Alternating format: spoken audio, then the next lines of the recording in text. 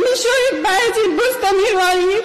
আমার husband 5ই August Ashulia বাইতেল থানার সামনে তাকে গুলি অবস্থায় দাউ দাউ করে আগুনে পোড়ানো হয়েছে। আমার একটা সন্তান আছে। আমার হাজবেন্ড যখন মারা যায় আমার ছেলের বয়স 6 মাস 6 দিন চলে। আমার স্বামী আমার ছেলে বাবা ডাকতেও শুনতে পারে না। আমার সন্তান যে বাবা কি জিনিস, বাবা কি একটা আদর কিছু পাইনি। এখন আমার সন্তানের 1.5 বছর চলে।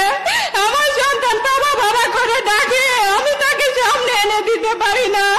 আমি শুধু তাকে সান্ত্বনা দেই যে তোমার বাবা না ফেরত দেশে চলে গেছে, তিনি একজন শহীদ, তুমি শহীদের সন্তান। আমি সবসময় সবার কাছে যাই, এটাই দাবি করি যে আমার হাজবেন্ডকে যেভাবে মারা হয়েছে স্বৈরাচার শেখ হাসিনা তাকে যেন বাংলার মাটিতে এনে ঠিক আমার হাজবেন্ডের মতো ওইভাবেই যেন মারা হয়। আমার গাল গাল করে যেন এই বাংলার মাটিতে দেখি সবাই তাকে পুরায়।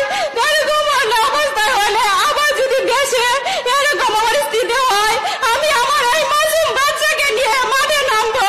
প্রয়োজন পড়লে আবার আমি আমার দেশের জন্য আমার স্বামীর মতো, হাজার হাজার মায়ের সন্তানের মতো, হাজার মানুষের ভাই স্বামী সবার জন্য আমি আমার সন্তানকে নিয়ে মাঠে নামবো।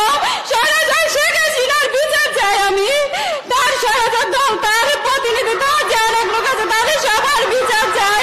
দাউ দাউ করে আমার স্বামীকে যেভাবে আগুনে জ্বালানো হয়েছে ঠিক সেইভাবে যেন তাদেরকেও জ্বালানো হয়।